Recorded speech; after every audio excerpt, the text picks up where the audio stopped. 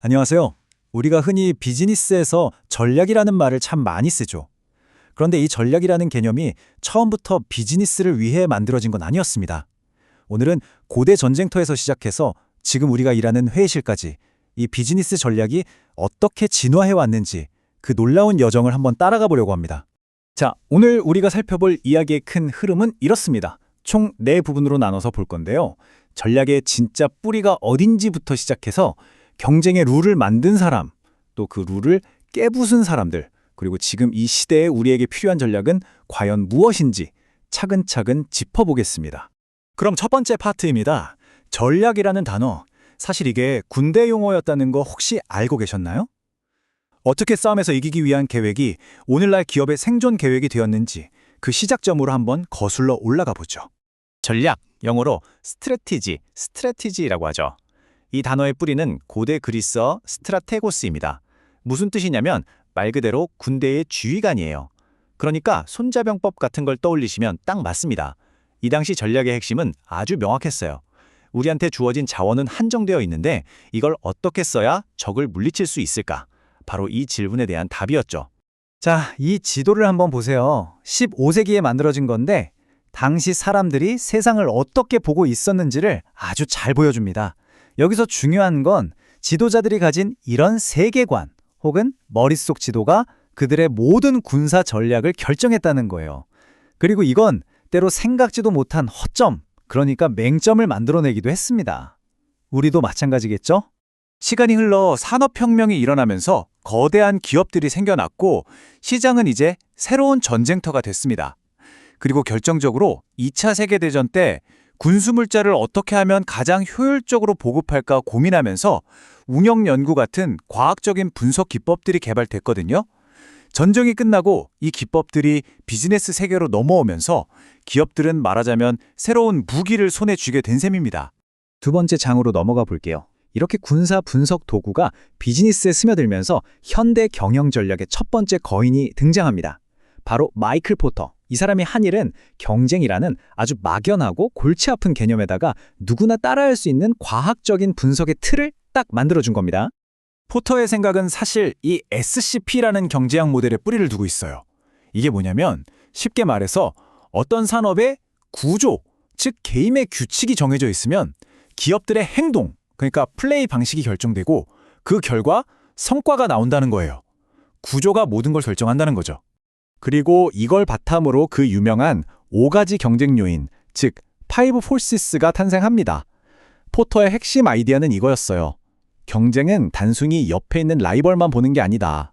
새로운 경쟁자가 얼마나 쉽게 들어올 수 있는지, 소비자들이 얼마나 힘이 센지, 우리 제품을 대체할 만한 게 있는지, 또 부품을 공급하는 업체가 갑질을 할 수 있는지, 이 5가지 힘이 합쳐져서 그 산업 전체의 수익성을 결정한다는 정말 판을 보는 관점 자체를 바꿔놓은 이론이었죠. 포터는 여기서 멈추지 않고 이제 시선을 기업 내부로 돌립니다. 가치 사슬이라는 도구를 만들어서 우리 회사가 물건을 만들고 파는 모든 과정, 즉 물류, 생산, 마케팅 같은 활동들을 하나하나 다 뜯어보게 한 거예요. 왜? 바로 그 속에서 비용을 줄이거나 뭔가 특별한 가치를 더할 수 있는 지점을 정확히 찾아내서 경쟁에서 이기기 위해서였죠. 자, 이렇게 포터의 프레임워크는 거의 모든 경영학 교과서의 첫 장을 장식할 만큼 막강했습니다. 그런데 말이죠. 설명이 안 되는 현상이 나타나기 시작해요. 아니, 업계 1등이고 누구보다 경영도 잘하던 회사들이 왜 갑자기 줄줄이 무너지는 걸까요? 바로 이 질문, 왜 위대한 기업은 실패하는가? 이 질문이 전략의 패러다임을 또 한 번 바꿔놓습니다. 이제 사람들은 정해진 게임에서 어떻게 이길까를 넘어 아예 게임의 규칙 자체를 바꿀 수는 없을까를 고민하기 시작한 거죠. 그 해답을 들고 나온 사람이 바로 클레이튼 크리스텐슨입니다. 그는 와해성 혁신이라는 개념을 제시했는데요. 기존에 잘 나가는 기업들은 계속 더 좋은 성능, 더 비싼 제품을 만드는 지속적 혁신에만 몰두하는데 이게 오히려 함정이 될 수 있다는 걸 보여줬어요. 왜냐하면 시장의 가장자리에서 나온 좀 허접해 보이지만 싸고 편리한 기술이 어느 순간 시장 전체를 뒤집어 엎을 수 있으니까요. 크리스텐슨의 이론은 또 다른 질문으로 이어집니다. 꼭 이렇게 피 터지게 싸워야만 하나? 다음 세대의 전략가들은 목표 자체를 다시 생각하기 시작했어요.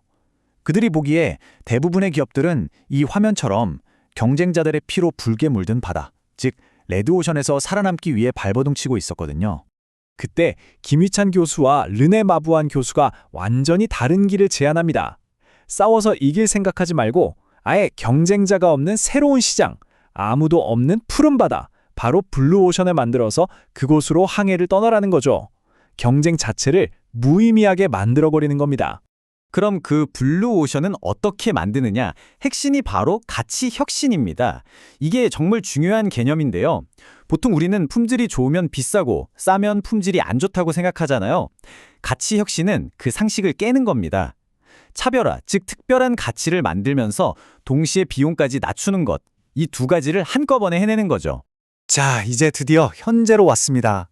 인공지능이 세상을 바꾸고 기후변화 같은 거대한 문제들이 닥쳐오면서 이제 전략의 무게중심이 또 한 번 이동하고 있습니다. 경쟁과 혁신, 그 너머를 보는 거죠. 생각해보세요. 이제 웬만한 데이터 분석은 AI가 사람보다 훨씬 잘하는 시대가 됐습니다. 그렇다면 이런 시대에 기업의 진짜 경쟁력은 어디서 나올까요? 바로 기술이 대체할 수 없는 것, 인간의 잠재력을 어떻게 끌어내느냐에 달려있다는 목소리가 커지고 있습니다. 그 대표적인 예가 에이미 에드먼슨이 말한 심리적 안정감입니다. 이게 뭐냐면 팀원들이 내가 좀 이상한 소리를 하거나 혹시 실패하더라도 이 팀에서는 괜찮아, 비난받지 않을 거야 라고 믿는 분위기를 말해요. 이런 환경이 조성되어야만 사람들이 진짜 창의적인 아이디어를 내고 혁신을 만들어낼 수 있으니 이제는 조직 문화를 만드는 것 자체가 최고의 전력이 된 셈이죠. 전략의 초점이 이렇게 내부의 사람으로 향하는 동시에 우리가 시장을 보는 눈도 넓어지고 있습니다. CK 프랄라드가 제안한 BOP 전략이 대표적인데요. 전 세계의 저소득층을 단순히 도와줘야 할 대상이 아니라 그들의 필요를 채워줄 혁신적인 제품과 서비스를 제공할 수 있는 거대한 시장으로 바라보자는 겁니다. 관점의 전환이죠. 그리고 이 모든 새로운 흐름들은 결국 하나의 방향을 가리키고 있습니다. 바로 목적 지향 경영이에요. 이제 기업의 존재 이유가 단순히 돈을 버는 것에만 있지 않다는 거죠. 훌륭한 전략이란 이익을 내는 동시에 우리 사회에 어떻게 긍정적인 영향을 미칠 것인가를 함께 고민하는 것이 되었습니다. 자, 정리해볼까요? 군대의 작전 계획에서 시작해서 마이클 포터의 냉철한 경쟁 분석으로, 그리고 크리스텐슨의 파괴적 혁신과 블루오션의 창조로, 이제는 사람의 마음과 사회적 목적을 향하기까지 전략은 정말 끊임없이 진화해왔습니다. 그렇다면 AI와 지속 가능성이 화두인 지금, 다음 시대의 전략을 이끌 거인은 과연 어떤 이야기를 하게 될까요? 여러분은 어떻게 생각하시나요?